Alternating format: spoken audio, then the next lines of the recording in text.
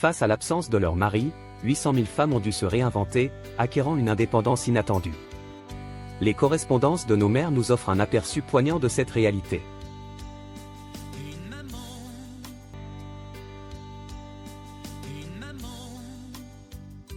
Dimanche 23 juillet. L'effectif augmente, des soldats occupent les granges, les écuries.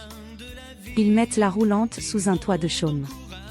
Ils commencent à amener des voitures réquisitionnées à Tinchebray, toutes remorquées par une voiture de ces messieurs. Les propriétaires des voitures avaient eu soin d'enlever une pièce vitale à leur automobile. Lundi 24 juillet. Les occupants n'ont pas changé. Des nouveaux camions arrivent, déchargeant des munitions dans des abris pour machines agricoles. Heureusement que les pommiers camouflent bien, car les avions rôdent. Dans le lointain on entend des mitraillages. Rémi sachant un peu l'allemand tâche de nous avoir des cigarettes. Ils en donnent peu, car eux sont restreints. La cuisine de Louise sert de réfectoire aux Boches. Le maréchal von Kluge, en remplacement du maréchal Rommel, ils étaient dans la maison des fermiers lors de cette sinistre nuit. Citons encore le général Onumindel qui dormait dans la chambre d'amis et son aide de camp le capitaine Kapsch qui sur un lit de camp dormait dans un salon. La lettre de Simone le vendredi 2 juin 1944. Temps très couvert actuellement, j'ai de la peine à t'écrire dans mon bureau. J'ai un billet et une place pour fille pour le vendredi 9. Il n'y a plus de train actuellement, j'espère que d'ici là ils auront repris, sinon il partira par la route, peut-être avec Jacques, il se peut aussi que je l'accompagne, enfin nous verrons. Pour l'instant tout va bien, nous dormons bien dans nos lits et mangeons à notre faim, sois tranquille. La lettre d'Edmé prouve qu'elle a été avisée avant de l'être par moi. Elle est à plaindre et je n'estime pas du tout Pierre, c'est la 3e expérience, souhaitons pour les siens que ce sera la dernière. Paulette détrianglée, 7 juillet 1941. Ma chère Simone. Bien peinée de ton accident et de te savoir seule. Comment vas-tu? Roger va bien, me charge de vous remercier magnifique collier Amitiés africaines. Tous les camarades d'André ont été libérés. Peut-être en sera-t-il de même des aviateurs. L'espoir fait vivre. Temps magnifique et fixe. Suis toujours fatigué et me repose autant que possible. Jean est-il logé? Content? Et André? Les enfants vont être en vacances? Ici ils sont terribles. François se met de la partie, c'est un vrai démon et rien ne lui fait peur. Une héros des 2 guerres mondiales. Elle sera félicitée par Churchill. Le roi Albert Ier lui accordera le droit de vote en privilège, droit qui sera acquis le 27 mars 1948. En 1914 elle fera passer la frontière à 1500 volontaires de l'armée belge. Elle sera arrêtée et emprisonnée. 4 août 1944.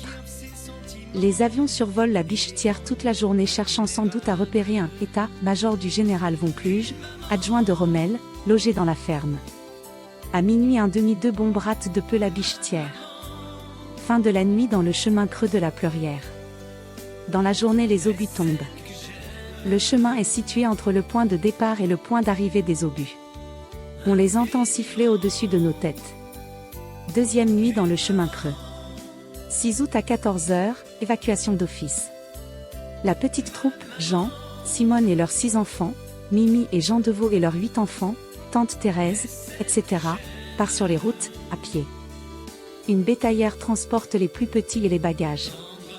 À chaque passage d'avion sur la route, la troupe s'égayait sur les bas-côtés par crainte des mitraillages. Couché au hameau de Vieux dans un champ. André Détribord, le 17 octobre 1944. Ma chère Simone. Bien content de vous savoir tous en vie et en bonne santé. J'espère que la vie n'est pas trop dure et va s'améliorant. Merci de vos vœux de bonheur auxquels nous sommes très sensibles. Je crains hélas ne pouvoir vous amener Suzon avant le printemps prochain. Suzon est la fille du médecin capitaine Maupin mort pour la France en 1918. Elle a 4 frères dont elle est la Benjamine. Je suis sûre que vous aimerez sa simplicité et sa franchise. Sa robuste santé lui permet de supporter sans trop de difficultés sa grossesse malgré la disette algéroise. Félicitations pour le petit Alain. La sapinière Marie-Jeanne Huil-Vicomte, 20 juin 1944. Quelle joie dimanche matin en recevant un mot de Jean-Pierre, on se sent tellement isolé et coupé du monde. Mot très rapide qu'il a pu confier à un de ses camarades qui venait chercher sa mère blessée. Il dit pas de nouvelles de Tinchebray et de Flair. On voudrait pourtant avoir des nouvelles de tous. Jean? Philippe? Jacques? Où sont-ils? Les enfants sont à Prêtreville près de Fervaques, partis avec les colombes. Ils vont bien. Marcel est allé les voir 2 fois. Joël reprend et se remet nerveusement car elle a été très choquée par le bombardement. Lettre de Simone Tinchebray 30 juillet. Toujours bien anxieuse de toi? As-tu pu arriver? Suis bien inquiète car Jacques Détry venu avant hier m'a dit que la circulation était très surveillée et il s'est fait arrêter. Il a pu s'en sortir, mais il reste très fatigué et n'a pas bonne mine. Il paraît que c'est le tir allemand à Côte de Vire. Ils avancent paraît-il? Nous les attendons de pied ferme. Moins de réfugiés aussi, je crois que Guité va partir peut-être demain sûr. En profitant des relais de voitures pour les réfugiés. Il y a 4 jours une pleine voiture a été mitraillée. 15 blessés et un tué dont le conducteur, un brave petit gars d'une ferme d'Ivranne de 21 ans. 4 octobre 14. Suzanne Henri Détry, SHD, à son beau-frère ignore le sort d'HD, mais a eu des échos du combat.